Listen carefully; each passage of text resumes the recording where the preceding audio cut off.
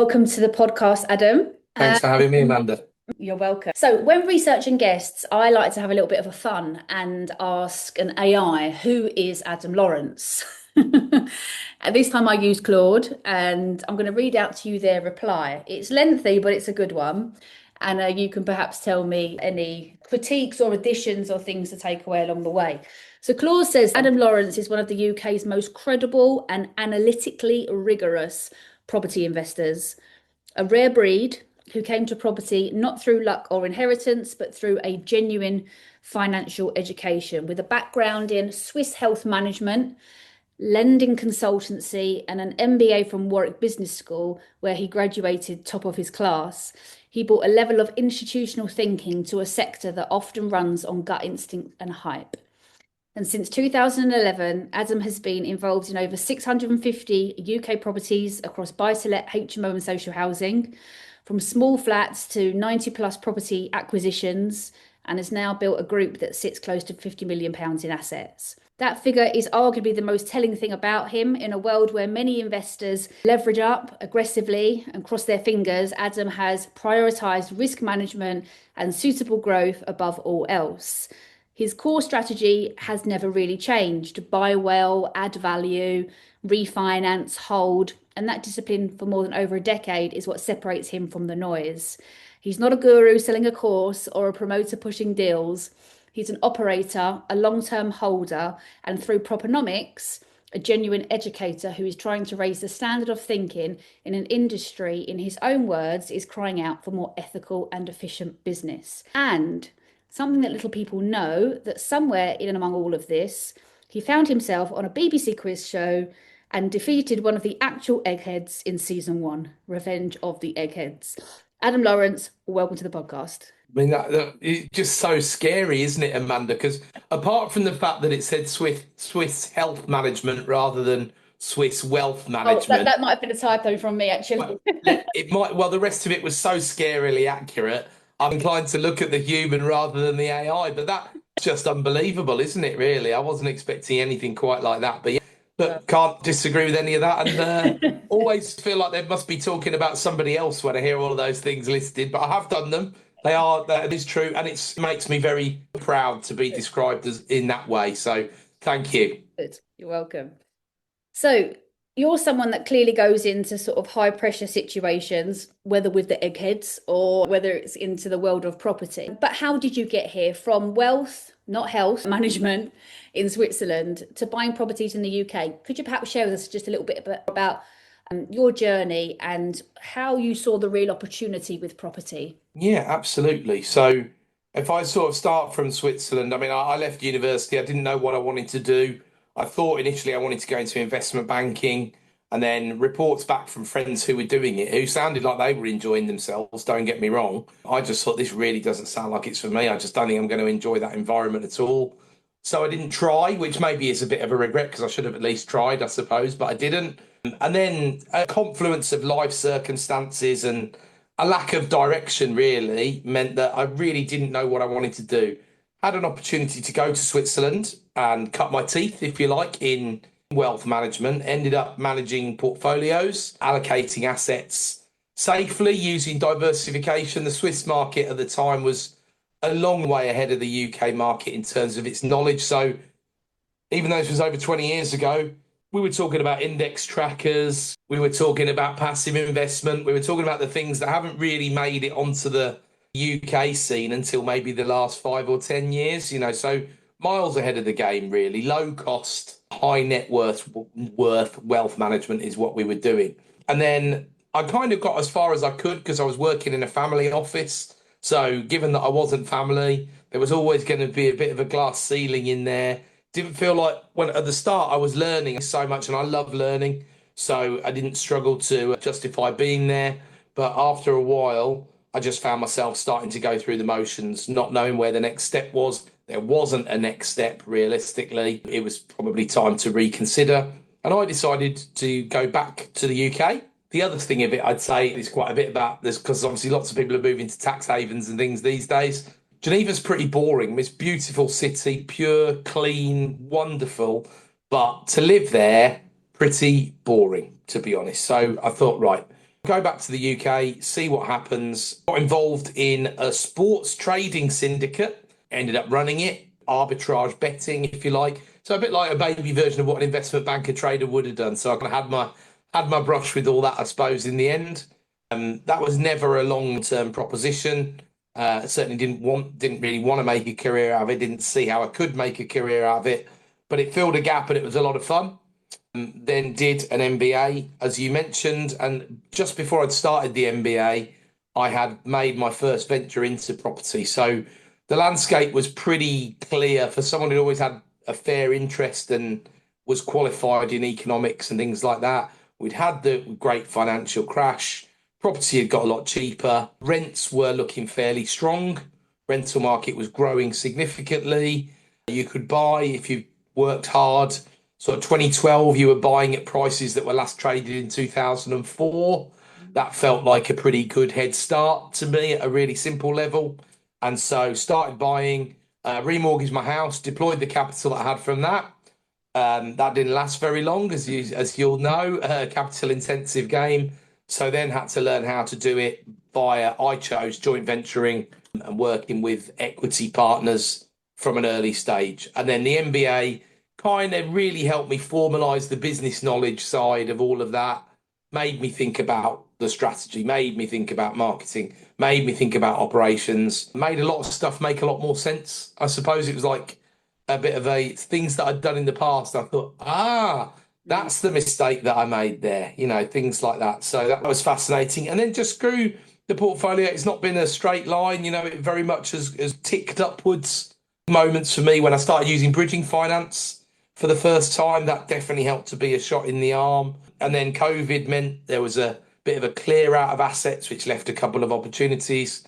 And then ultimately, the 2024 budget was probably the other thing that I'd highlight as a time of real misery in the markets, which meant that lots and lots of people were selling, very few people were buying. I was one of the people that was buying. And so that was a helpful period as well, I suppose. Great. And it's interesting that you say that in 2024, only a couple of years ago, when, a lot of people were thinking, get me out of this industry, that you were digging in deep, buying a lot more, as were we.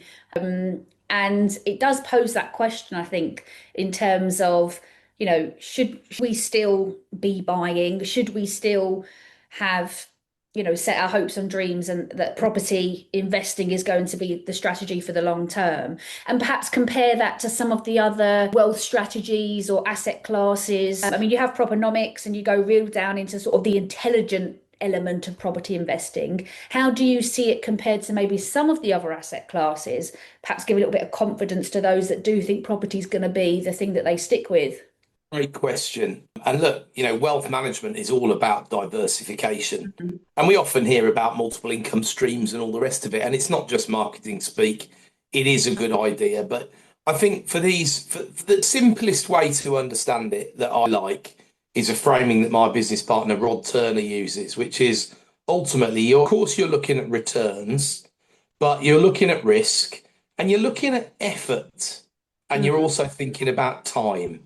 Yeah. Because if you can make 100% return on something, but you bought it for a fiver and you sold it for a tenner and it took you 2 weeks and you had to try quite hard, that's no good to you, realistically. Now, I think what's drastically forgotten in property a lot of the time is residential property anyway, really quite low volatility, very low amount of variance on the returns. Compare this to the stock market where if there's a bad period, people often don't know, but when there's a bear market, things tend to go down about 7 or 8 times faster than they go up. Right. It happens so fast. And also, some people's disposition isn't cut out well for stock market investing. Really, you should look at a bear market, depending on your age and your time horizon, as a chance to buy some more, normally, rather than thinking, right, I'm going to time the market here by exiting here. Otherwise, you end up sometimes buying high and selling low, which is the reverse of what you need to do, of course. So, the risk premium for stocks above property, for me, is not acceptable. It doesn't work very well. It also is the case that I can and have done and do buy properties significantly below their market value. I have bought the occasional company, but never a public limited company below its market value at a decent evidential rate, if you like. So easier to get discount, lower volatility, steadier income stream usually, and that following wind of capital growth, even if it limps along at 2 or 3% a year, it still does a nice turn over a decade. If you hit that the midpoint of that sort of number, you're still talking something in the 30 to 40% bracket over the course of 10 years, which is not bad at all, especially as you're normally using leverage, which of course is in nominal terms and is being inflated away by that capital growth, Amanda. Absolutely. And talking of leverage, I mean, yes, you can, take leverage when you're investing in perhaps stocks and shares, or if you're trading, let's say, but not if you're just, investing money into the markets. But with property, we can leverage, can't we? Quite considerably and still take, all that equity growth and all the income, which is obviously a huge benefit. I remember somebody saying to me once that, if you've got a bank that lends you 60% more, loan to value on a mortgage, and the property grows in equity, wouldn't it be fair to give the bank 60% of the growth? I said, no, one, it wouldn't be fair, no. But I hear your sentiment. But we can, leverage and keep all of the growth, which is fantastic. Absolutely. And I think the other thing to just remember there as well is that if you're investing in the stock market, there is leverage inherent to what they're doing already. Those companies have debt. They have Right. corporate bonds, they have maybe 20, 25%, some of them maybe even 40% loan to value as we'd see it. It's not the same as a secured loan against a property, but nonetheless, what we see from the FTSE or the S&P or whatever, that is the leverage return already. So Yeah. if you're going to leverage, that's pretty aggressive. Absolutely. We're sold that we're in the right game, so that's tick number one. So I'd be interested to get your thoughts in terms of strategy. Many of us investors out there have started off with residential property, perhaps then had a little look at HMOs or social housing, which I think everywhere, each of those strategies kind of have their moment, don't they? Depending on what's happening, perhaps economically or politically. But what's your thoughts in terms of now and where investors should be focusing on in terms of the actual strategy for property? Well, I think it's got to suit you as well, ultimately. I mean, some people turn to HMO because they want to grind out that higher yield. Perhaps they're cutting their teeth on the service side of the business. Maybe they're thinking that AI is going to reduce the cost and the burden of providing the extra services you tend to need to in an HMO. So there are definitely reasons to do it. I think it's a tough game to break into, especially if it's your first property, because it'll be a bit of a baptism of fire. But once you've got one and you systemize it well and all the rest of it, add in the next one and then the next however many you want to. I would argue it's easier to run 10 HMOs than it is to run one. Yeah. Because with 10, you're going to have some infrastructure. It might just be cleaners and gardeners and things like that are already set up, but they might be eyes on the ground for you. You might have a full-time maintenance person at 10 HMOs, depends on the size of the HMOs. But it's probably going to be easier for you than one where you might be doing quite a bit of the work yourself.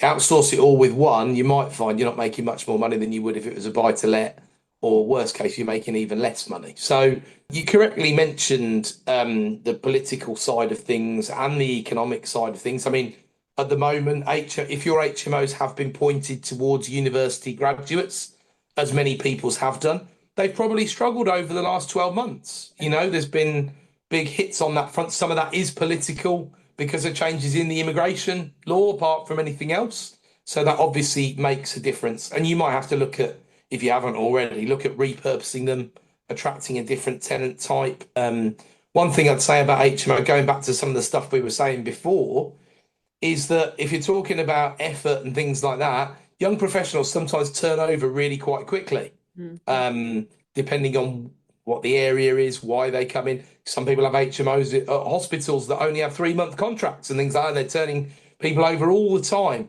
Yeah. But the difficulty with that is the void is the enemy of the landlord. So you might have a nice looking top line, but the bottom line might not be worth the squeeze. So always Absolutely. consider realistic running costs. And if you're doing a lot of the legwork, I personally advocate for you putting in a line for your time so that you know what you're getting paid. Now, if you take yourself out of the day-to-day management, you're not out because you're still overseeing the agent, which again, I think sometimes people forget. But knowing what hourly rate you're getting paid for the bits that you're doing, it's not all about your hourly rate, but it gives you a good guide as to whether you're spending your time on the right stuff apart from anything else, I think, Amanda. Yeah. And then the talk at the moment around social housing is obviously getting noisier and noisier. There's a huge demand from both sort of central government and local authorities for social housing. I think there's a little bit of bandwagon jumping. Um, we've been doing, social housing leases for many years and have had a fair run with them. Decent companies, fairly well looked after properties. But I am hearing from landlords saying, can you get me one of those social housing leases? And I said, they're not, they don't just sort of drop out the sky. But there is an appetite for them. I just wonder what your thoughts were. Perhaps do you have any social housing properties and what your thoughts are on those? Yeah, another great question. I mean, loads is the answer, and I've been involved with them since I've been involved with them since 2014 when I first became aware of sort of what they were, and completely agree with your comments around the amount of noise. And let's face it, if you give some people in the property education world a strategy to sell, they're going to sell it as hard as possible. They're always looking for the next shiny penny. There's a lot of creative people in property who like to hear about shiny pennies. Having said that, I think you can take a lot of heart in social housing because ultimately it is for the public good that Mm. this housing is provided. It is for the economic good, actually. If you look at the long term Mm. economics of it, lots of people don't want to. They're going to get in house for free or they're getting this or the other. But actually, the Treasury is the biggest beneficiary of a social housing system that works. Obviously, our current local authority owned social housing system doesn't work broadly, and waiting lists are, last time I heard in Bristol, I think it was 200 years waiting list for a four-bedroom council house. So unlikely to see that in anyone's lifetime, Mm. AI or no AI, let's Yeah. face it. So I think overall they're a good thing. I think social impact investment is a good thing. I think working with the right providers is absolutely crucial, is probably the number one thing that you need to do. And I think in order to do that, you need to do a lot of legwork yourselves as a general rule.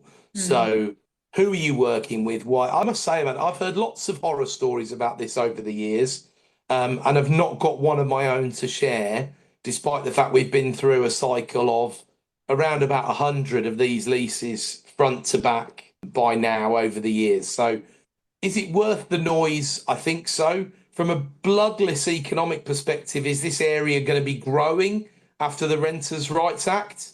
Mm. Yes, it is. Is it being addressed by what the Labour Party are doing? They've tried a bit, but the real world says rather than the 4 billion a year, you probably need 24 billion a year to go into it. Those are real research numbers, not plucked out of the sky, so we're doing about a sixth of what we need to, and it takes time for new policies to kick in, of course. Yeah. So I'm very much behind it. I believe in it. I hope it works well. And look, investing's about risk management broadly, right? And what's changed over the past, 6 to 12 months, certainly since the bill has become the act, is that the risk of being a private sector landlord is higher. Therefore, the comparative risk of being a landlord who leases to a registered provider is lower, Mm. right? Mm. And sometimes, especially in this day and age, because they struggle to procure, the net rent may well be higher. Yeah. Again, Yeah. the credit risk is lower. There's tons of reasons to like these things, both from a moral perspective. So that's the ABC right there. I'm fully behind them, absolutely. Yeah. And I think it's just about taking an intelligent approach, like you've suggested, in terms of what's my pros, what's my cons, where's my risk, and then just making a decision on it. I think just going for it because it seems like the shiny penny is not to do, but it is multifaceted, both on the heart and on the purse, isn't it? I Yeah. think so. Well, let's talk about the traditional buy-to-lets then. You've got hundreds and hundreds and hundreds of them. The phrase buy-to-let is dead was bounded around a few years ago when we started to see sort of the tax increases, the Section 24 change. Recently, we've had some stamp duty increases. So it just seems to be sort of piling on. And then with the Renters' Rights Act, you've got, I guess, just a bit more hassle involved. But hassle usually comes with a cost, doesn't it? An extra certificate or a few months of more arrears. So what's your perspective on, a two up, two down that rent for, I don't know, five, six, seven, £800 a month? Is that still a good investment opportunity in your eyes? Well, the thing is, yield is probably the most disabused metric in property, but at the moment, you can use it as a very quick shortcut. Because if you're talking about stuff that yields less than 7%, it's really not going to stack up by the time that you've done the interest rate deduction and you've got your net rent after management costs, after all the rest of it. Yep. So you can start to discount stuff, I think, quite easily if it doesn't yield 7% these days. If you look at what sells well, properties that are yielding more like 8, 9, 9.5 sell very well. There's a still huge investment demand for that sort of stuff. 7, 7.5, it needs a little bit of a clip. It needs a bit more of a push.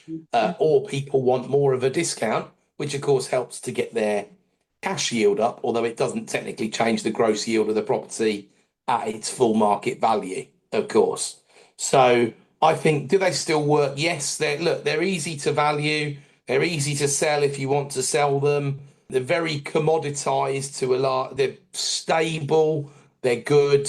They'll always, or you can have all the AI you want in the world that might be able to tell you everything about Adam Lawrence, better than Adam Lawrence could have told you himself, to be honest. But you're still going to need roofs until Yeah, we're replaced by robots or whatever's going to happen, yeah, Amanda. You're yeah, still going to need roofs. So yeah. I think people sometimes forget, we have to look at assets from end to end in this game, not just at the beginning. So I spent a lot of time working out how to become a good buyer of property, and that served me really well. And so the best day is when we buy a property. The second best day really is when we sell it, Yeah. because that's when we actually realize the paper turns into actual money that can be deployed, that can pay down debt, that can pay bills, that can do all of that other stuff. So you do need to be prepped a bit for thinking about what exits look like. And flats, for example, can be fantastic, but flats aren't selling well at the moment. And blocks tend to only sell to one of two types of people: investors who want a discount, and funds who might be prepared to pay full market price or even a premium, but Mm. there'll be 100 hoops to jump through. It looks something like the Winter Olympics, Amanda. We're talking about funds, investment companies, large corporations. There seems to be more chatter among those institutions, getting involved in the private rented sector, and which I probably know a little bit about with your history. So is that firmly on the agenda for those firms? Yeah, look, I've spent looking into this, and they to give everybody listening just in kind of sort of overview, they've been heavily involved in student HMO, purpose-built student accommodation, build to rent. That we use the term single family homes over in the UK to refer to purpose-built housing estates that are going to be sold off en masse in bulk to a fund. They've been involved in all that sort of stuff for differing lengths of time.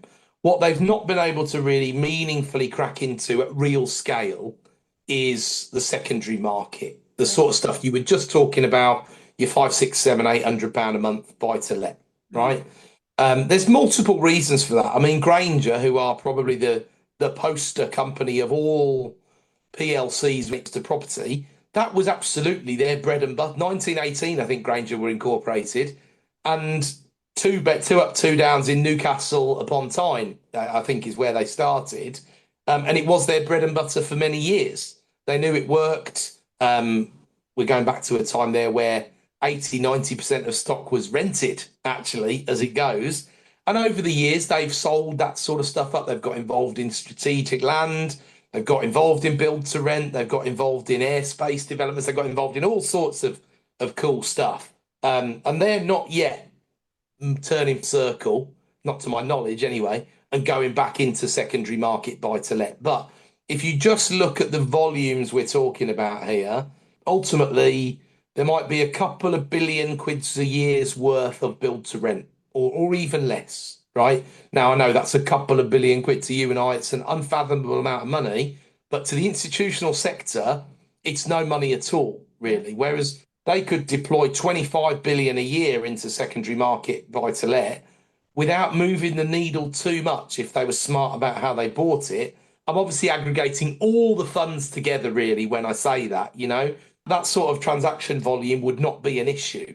Resi UK property market, 10 trillion. I'm ignoring commercial property for the purposes of that conversation. There's no 400 billion traded every year, something roughly like that. No issue. Certainly 300 billion. So doing, say, 25, 30 billion is not way out. It's going to even distort the market. It's 10% of the market that's traded every year. So if they ever want to really deploy big money, they've got to get into secondary market resi. And there's lots of reasons why. But do you want to be heavily exposed to student properties when then comes up? Because migration's such a political football. The whole university system is now built to be completely dependent on international students. Yeah. And if there was a big visa change to win a few votes or something like that that wasn't particularly well thought through, that market could collapse. It'd be funny. Of course, we could do things. We could reprice tuition fees, but there's a huge fuss about those at the moment as well. So again, I'm retreating back to my what's very low volatility, very low risk, that can also behave a little bit like a bond. You were talking earlier on about, the difference between debt and equity and saying, wouldn't it be nice for the bank? Wouldn't it be fair for the bank if they provided debt and got an equity return? Well, no, it wouldn't, because that's not how debt works, as you said.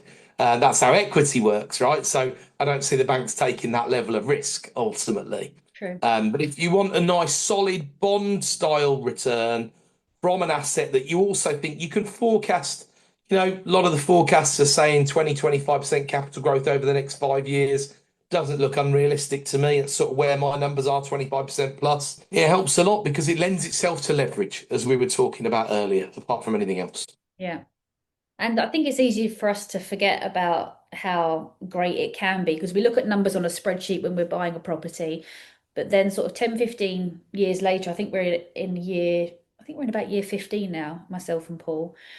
And you look at that property that you bought for 40 grand, in Stoke-on-Trent, which we're looking at the minute. And it's had a couple of tenants there and it's kind of had its days. We thought, I think we'll just spruce that one up and sell it. And it went for about 130,000.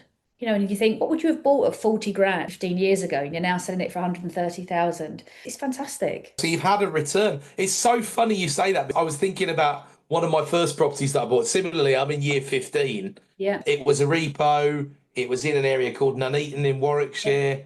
So some similarities to Stoke actually as it goes. And the numbers are the Oh, same as what really? you just Wow. said. Yeah, exactly the Yeah. same. And you just think, and you just think this is very alchemy. It's just pure alchemy that we're creating Yeah. this stuff out of fresh air, really. Okay, good. So we're all pumped the way. And even the little buy-to-lets, they're still serving us. We've just got to, I think, find a way to manage them in a fairly tough economic and political climate, which moves me a little bit politics because you can't really seem to talk about property these days without bringing in central government. I mean, we're under Labour for now. They have a clause out for landlords. I mean, I'm probably put you on the spot a little bit here, Adam, but how do you see the next couple of years under Labour and what do we need to be kind of prepared for? Well, I think you've got a couple of years now of them thinking that things in the Renters' Rights Act are going to help people.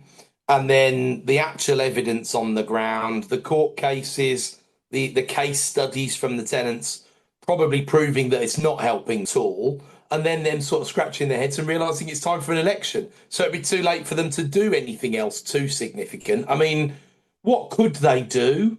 They could put more stamp duty on. In Scotland, they pay 8%, and at the last budget, they were stamp duty.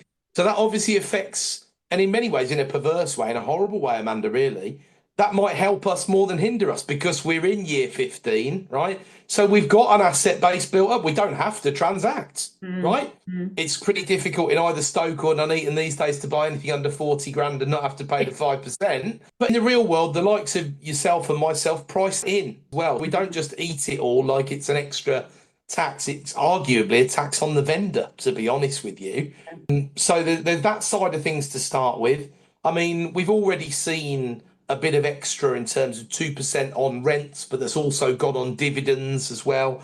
I think this, I mean, I don't know if you've heard this thing that's very recently been mooted in Holland, where they're going to put a tax on uncrystallized gains. So capital gains tax, even if you haven't sold the shares or the asset yet. Yeah. I mean, that sort of thing does scare me. I'm not going to lie, Yeah. because, but you'll see what plays out. We all know what's Mm. there.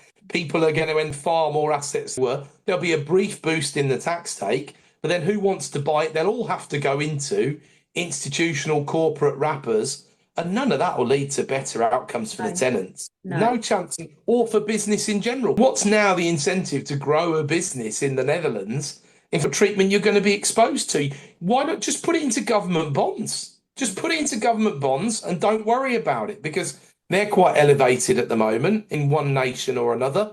Take a position that it requires genuinely what's the risk-free rate of return, unless you're still very worried about inflation, which does seem to have turned a fair corner in most of the developed world, although I still think it'll be somewhat elevated. I'm left sort of arguing between 2% and 3% these days, which is not a big deal. But going back to the politics, I mean, Starmer's shown us. He's shown us that he's got staying power, move over. It's very difficult to get rid of a leader, has been said a number of times recently, even if he's highly unpopular. And the thing is, Starmer didn't start from a position of being popular. You know, he No. started from a position of being the person who wasn't the Conservative Party, who at the time was in the box seat to be. Yeah. So the votes will get the votes that the people that did bother to vote, which was, as you know, 60% in the general election, pretty terrible, really, were motivated to vote against the Tories rather than to vote for Labour. So they were never behind him in the first place.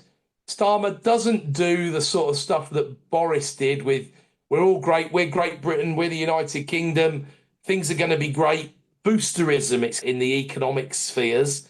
But, and what have you seen? What ultimately do we see itself, going back to the data and the facts? People are saving money. Businesses are saving money. They're not investing it. They're Mm. hoarding it on their balance sheets. They're hoarding it in their ISAs because they're worried about the tax. They're hoarding it in their other savings accounts because they think, well, I want to see how this plays out first. Wouldn't it be nice if we had a 2026 budget where tax didn't go up? That might return a bit of confidence to the market. But in terms of whacking landlords anymore, I mean, they're doing a pretty good job of not really making clear exactly what people have got to do by the 1st of May at this Yeah. point in time, Amanda, aren't they? Which Yeah. is terrible. And I'm I sure know. it's giving some people some sleepless nights. But look, done to depoliticise it a bit. George Osborne started it in Yeah. 2015. They've just carried it and said, okay, well, this is okay. And we do know that, I mean, Ben Beadle at the NRLO was saying it long. A Renters' Rights Act would have been far more favourable than a red Renters' Rights Yeah. Act. But like I say, we're not going to see. If I'm convinced of one thing, it's that we won't see better outcomes on this if you're willing to bear everything into account. So I would include in that price of rent, for example, Yeah. because increase the cost of delivery. Guess what? Increase the cost of the product. It's a very, very basic. Yeah. Increase the risk, increase the desired return. Yeah. These are economic identities. They're not as conjecture to me.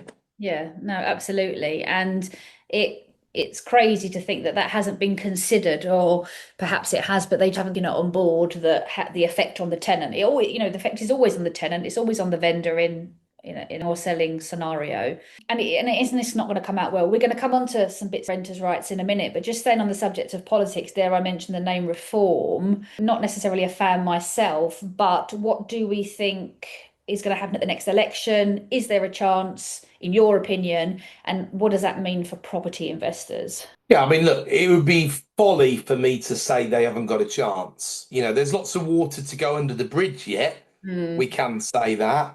I happen to hold the opinion that as they're currently look like they're being outflanked Yes. by Yeah. Restore Britain or whatever, that might help them because it helps to nudge them towards the middle, which is Mm. where you win elections from in the UK. Look, Labour had 33% of a 60% turnout last time. So that was 20% of the electorate that voted for Labour, and they got a whopping great majority. Mm. So how is the left organised? If you have the Lib Dems and your party and the Green Party and the Labour Party, that's going to be very, very fractured level of voting that's going to happen there. Whereas on the right, they're with the Conservatives, half of whom are now in reform anyway, as you know, themselves. And then if someone like Rupert Lowe is really going to, I don't see him getting more than sort of 8-10% of the Right. vote myself, because it's too fringe, realistically. But what does happen is those certain noises put a lean on policy one way or another, don't they? They do. Conservatives are surprised by announcing a policy on student loans, which obviously one could say they failed to enact in the 14 years they were in power. All they did was treble the fees, apart from anything else. But quite often we saw it in the last time round. You know, Labour were putting things forward and the Conservatives were starting to implement them. So there will always be influence, and everyone's so keen these days to listen to the heartbeat of the nation and pick up on what they think is a popular policy and things like that. And Labour have tried to do a bit of that themselves. They just haven't communicated it particularly well. But if reform, let's say they do win and they win on their own, no need for a coalition, you know, they win a majority. They obviously now put forward a shadow cabinet, Mm. which has an element of credibility to it, some reasonably heavyweight politicians in there by today's standards, anyway. Let's just leave it at that. And so they could easily do it. What will they do? Well, I mean, housing wise, they've said they're going to do things like row back Section 24, which I would maintain would help the tenants. How many landlords will be left by 2029? And then they'd need to implement the policy. Who knows? Realistically, are you really going to hold out for another 3 years if you're not enjoying yourself at the moment? Maybe, because property moves slowly and landlords don't like being told what to do. But as soon as you start seeing a few scaremongering headlines like 18 months to get a tenant out who's not paying and blah, blah, blah, all this sort of stuff that we're going to see after the Act has Mm. actually been implemented, change a few things. Will they get the private sector building? I think they will, because they've got people in the party who understand development and business. How much cronyism would be involved in that? You Mm. and I would have to speculate. What I would suspect, Amanda, to be honest with you, how the Labour Party got about it, they've just gone after the biggest companies, haven't they? What Yeah. we really need, as we well know, if we want to deliver, genuinely wanted to deliver 300,000 homes a year, you've got to get the SMEs involved in delivering Yeah. those homes. It will not happen otherwise. And apart from anything else, while the market has been sort of softish, which you have to describe it as over the past few years, you can only dribble new build units onto the market anyway if you're Absolutely. building them for a profit. Yeah, So, absolutely.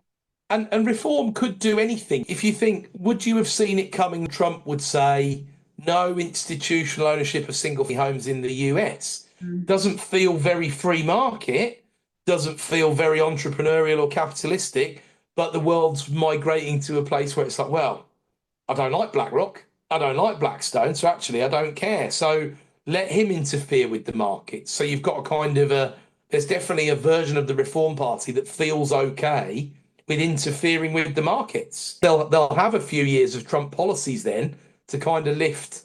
And what will they look at? Popular and what's worked. Unfortunately, they're probably looking at it in that order. But hopefully, they might take a couple of the ones that have ticked both of those boxes.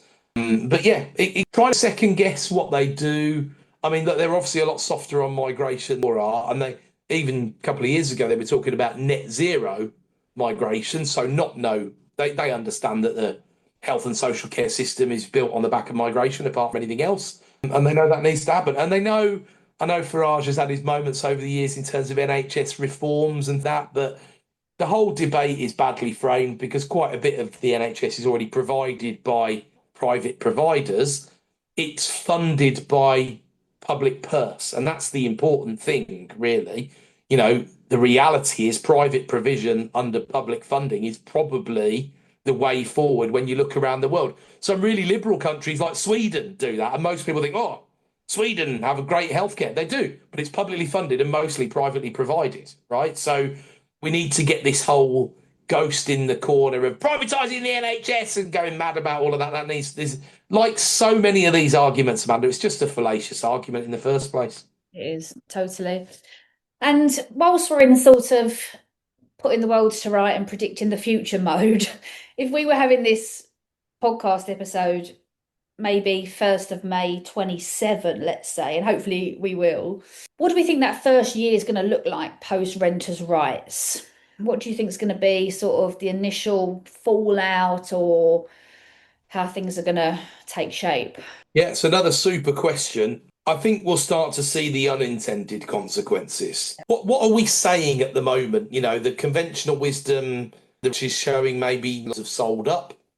It doesn't say how many have been bought by corporations, institutions, smaller companies, and stayed in the private rental sector. The data's not very good, right? But we do know in London there's a significant sell off of ex rental stock going on. So we do need to consider that apart from anything else. So we can see, we need to sort of stick to what we know a little bit. I think the unintended come, right? As in, we're talking about what's going to happen when tenants need to give 2 months' notice? They're not going to like it. A lot of our tenants don't like giving 1 month's notice. Absolutely. But if you've got to sit and wait 2 months for a tenant to give notice to into a new tenancy, no one's thought about that very well, in my opinion. I really don't understand that. In Scotland, they've gone with 3 months, and they changed this, 9 years ago in Scotland. Yeah. They've gone with 9 months, sorry, 3 months notice by the landlord, 1 month by the tenant. Much more sensible, much more sensible. But we had this kind of idea of, I think on our side, we were trying to score some points. So we're like, well, if you double it for the tenant, you've got to double it for, if you double it for the landlord, you've got to double it for the tenant. Not like work very well at all, I don't think. And where will this policy about rent rises being able to go to tribunal at no cost to the tenant with no rise before the tribunal has ruled?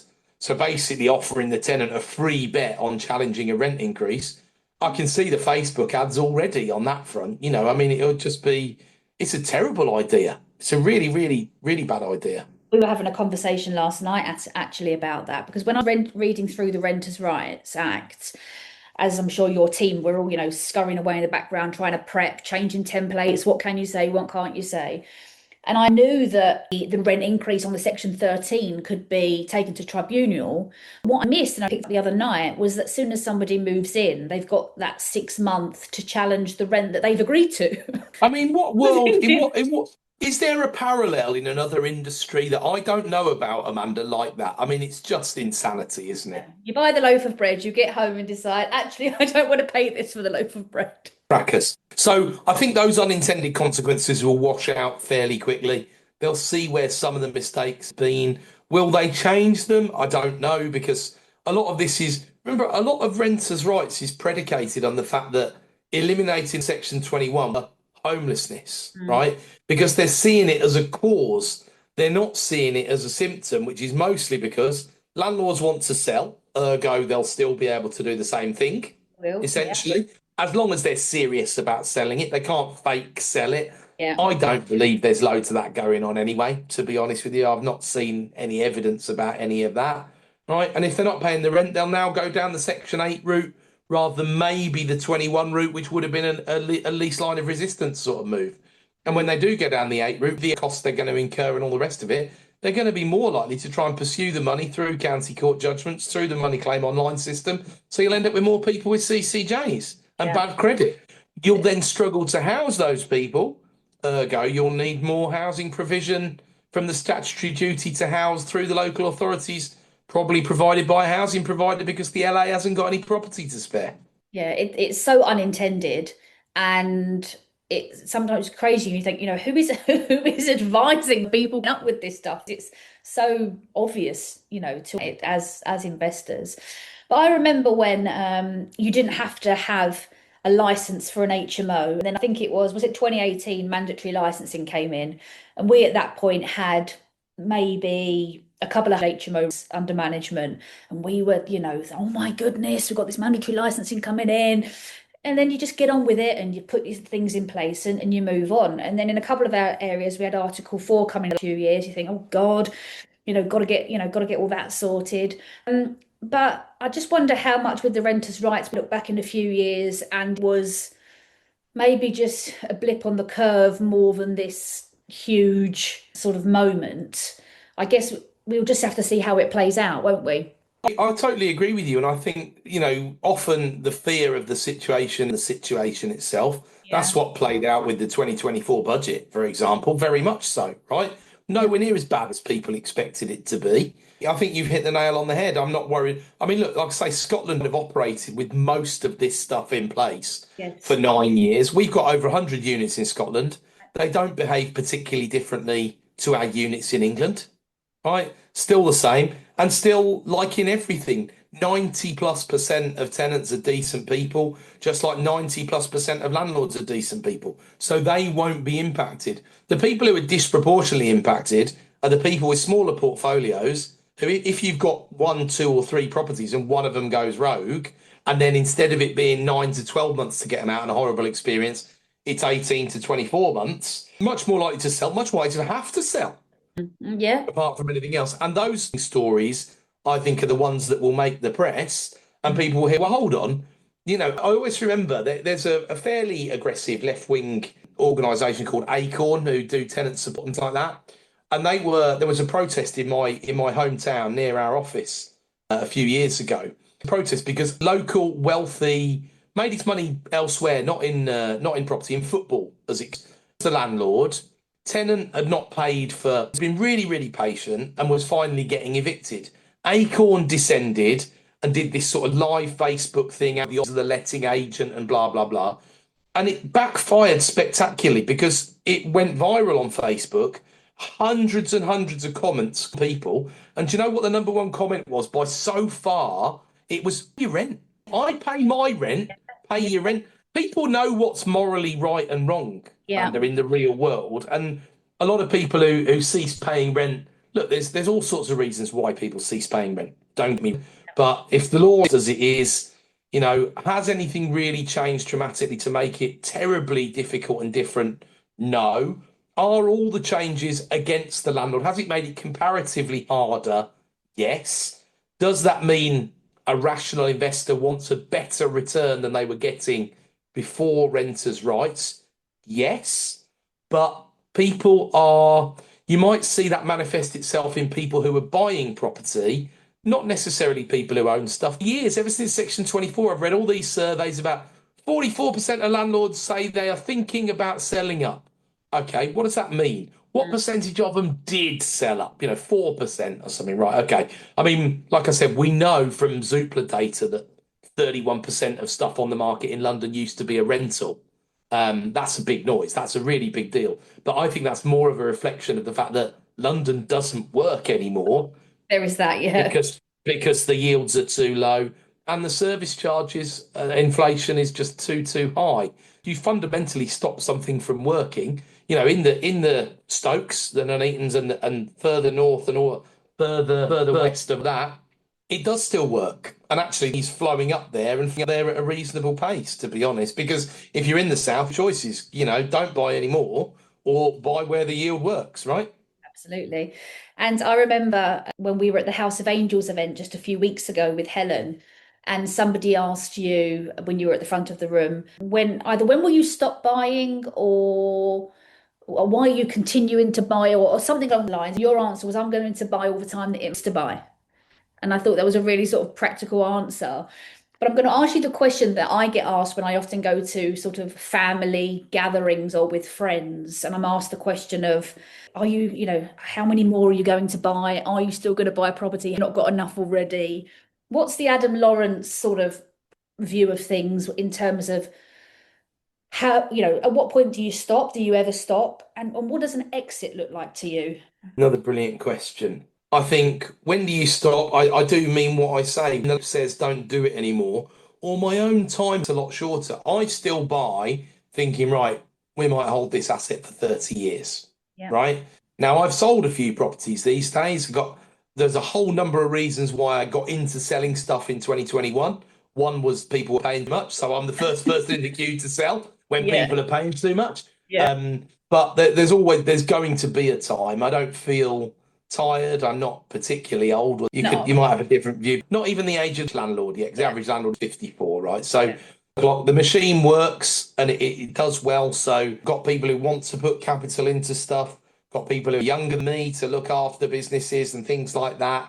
So all of that kind of makes sense to carry on. Once you've built the machine, it's a case of turning the handle, really, to be honest. Amanda, it's not a pitch for a knighthood, right? But But I've bought hundreds of properties back into use yeah, that are secondary market. So they are much more sustainable. I've yeah, turned the non-compliant into compliant. yeah, I've housed thousands of people. yeah, I'm proud of that. I mean, Acorn aren't going to like it. Generation Rent aren't going to like it. yeah, But I'm proud of that, and no one's going to tell me that I shouldn't be proud of that, right? yeah, So there's a service element of that. My group of businesses also employs a whole number of people these days. On the property side, you still light on staff, but double figures. There's work there for people, giving them wholesome jobs. And those people, frankly, have to put up sometimes abuse, unfairness, some terrible situations that sometimes make my heart bleed, to be honest with you. But they do it in good stead. They do it with a smile on their face, person to work for. So I believe them, but of course they have to say that, don't they? But I mean, much as Keir Starmer would say it's not work, he doesn't know he's born. If he ever wants to come to Grimsby with me and go around the portfolio, he can bring Angela and Rachel with him, and we'll have a jolly nice day. I promise not to say anything nasty, and they'll learn an awful lot about the real world when you're in an area of deprivation, apart from anything else. I don't mind telling you. yeah. No, absolutely. But And can I come back to the exit question? I've not deliberately dodged that, but I into the why are we still going part. So exit. Look, you either do it or it does it to you, right? You need to have some terms upon which you will exit. Now, of course, all of us get unlucky, have health events. These sorts of things can happen. That's why you have insurance. That's why you have contingencies, disaster recovery plans, and all the rest of it, right? Now, I strongly believe there's a humongous slab of capital in the world that wants to be in the UK market, that wants to get a return, that likes low volatility because people with wealth or funds with wealth like low volatility, solid returns. Property adds up for them. At the moment, I think that their missing piece of the jigsaw primarily is the management side of things. Now, AI is going to transform that over the next 18 months, Amanda. Whether we're on the bus or we're not, yeah, it's going to be utterly transformative, right? That might give people the little kick that they need at the fund management, capital allocation, capital markets level, might give them the fill in that they need to say, actually, we're ready to deploy. And if they're ready to deploy, what's the sort of thing they're going to want to buy? Limited companies. yeah. Why? Portfolio. Stamp duty. Just to start you off, the 1/10 of the stamp duty or less will be payable by buying a nicely wrapped up limited company already. What do they always want to do? They always want to buy, aggregate, build something massive, then it will be valued at a higher level, take it to the market. Yeah, So this again is going to be happening. The talk about it, the jungle drums are beating around me. I've talked to a few funds on it. It's still early days for them and they move quite slowly, but they're very, very interested. They know that that looks like the Midlands, the North, Wales, Scotland sort of places. They look like the Southeast. So it yeah, knocks out an awful lot of property. And I heard someone say at the weekend, a high net worth individual, he quoted that famous, where there's brass sort of yeah, saying, if your lower yields are knocked out from the start, you've got a choice. Don't invest or invest where there's.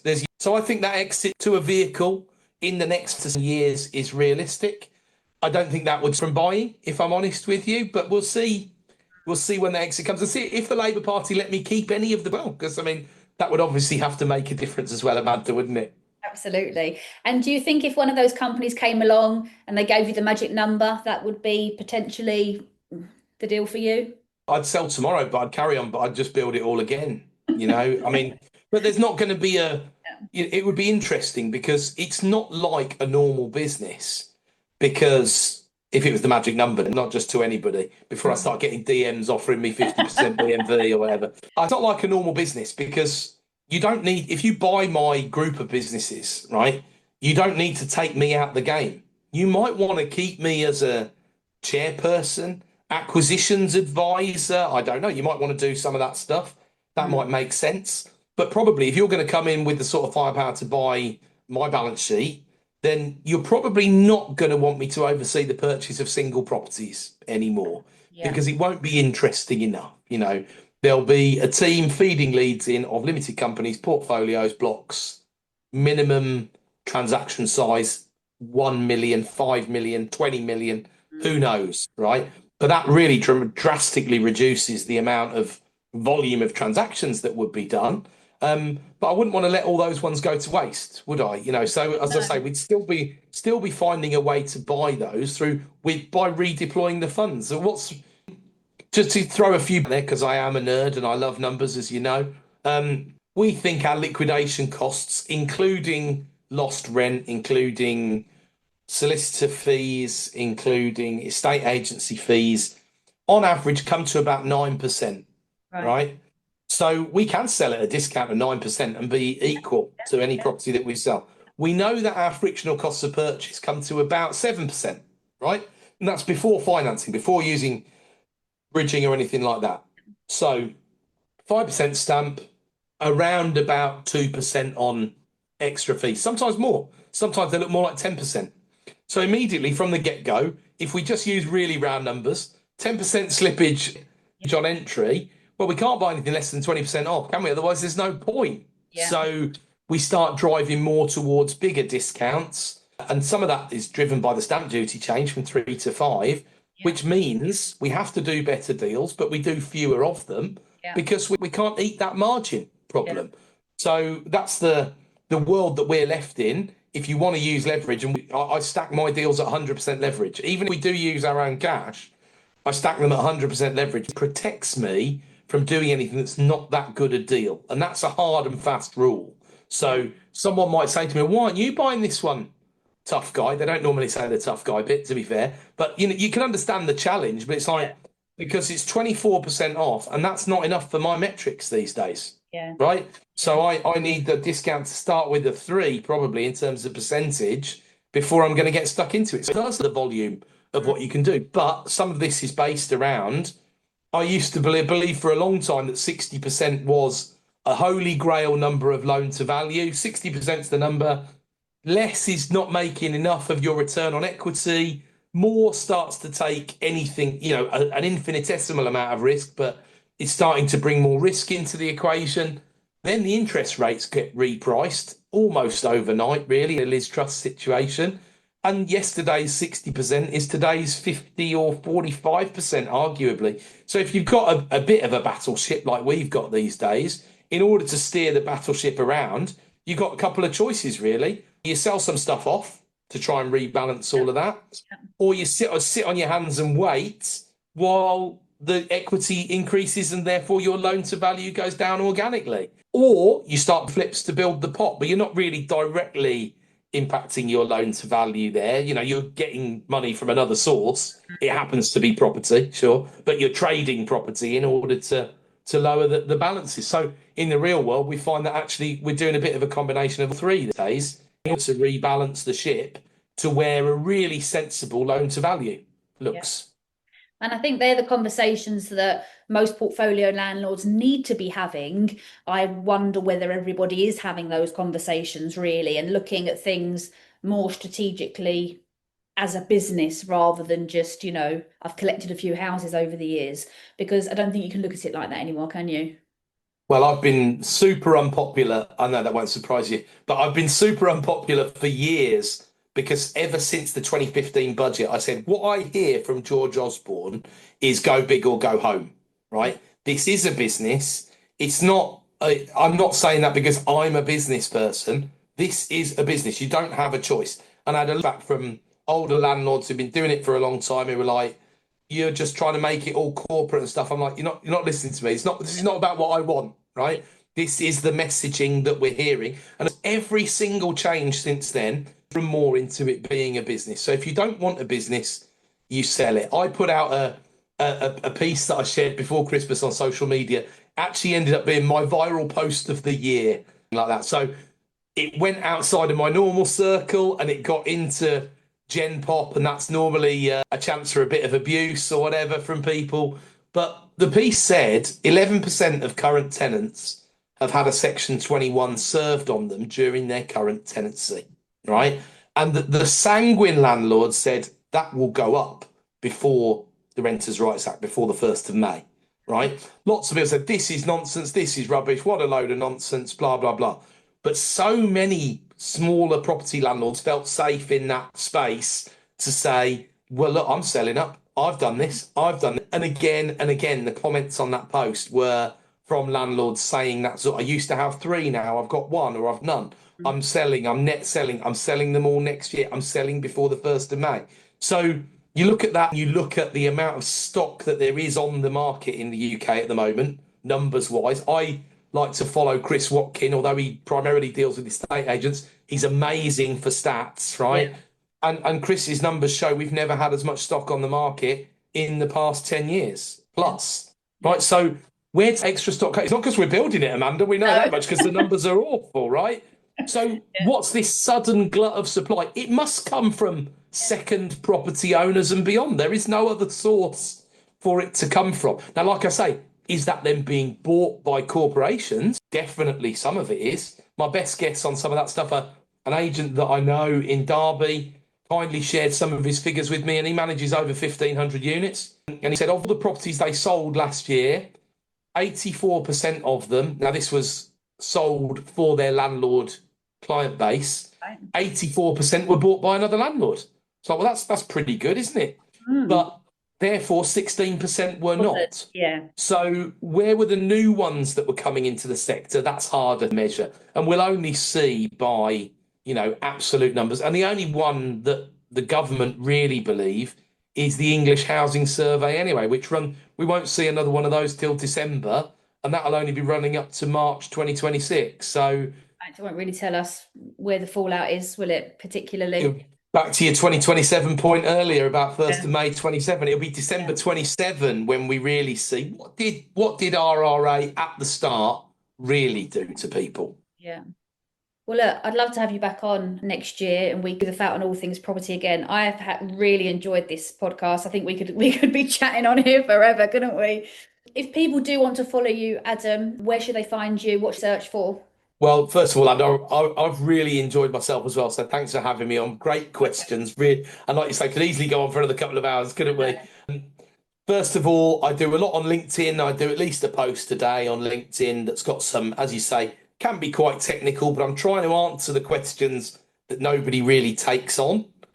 So look me up, Adam Lawrence on LinkedIn. And then I have my YouTube channel, Propenomix with Adam Lawrence, where I publish a piece every Sunday. Also on my LinkedIn, the Sunday supplement. It tries to be very comprehensive, goes through all sorts of macro stuff, property information, reports that are out there in the property space, inflation, unemployment, all the macro sort of stuff as well. And I try and record a video on that once a week that goes on the YouTube channel. So Google Propenomics and you'll find me. I'm sure you can link those to things. I'll put those information into the show notes as well. And as I say, it's been really enjoyable. Anyone listening thinks this has maybe changed the way that you've thought about property or that you want to get more information from Adam, then check him out on those YouTubes and LinkedIn's that he's mentioned. And until next time, enjoy.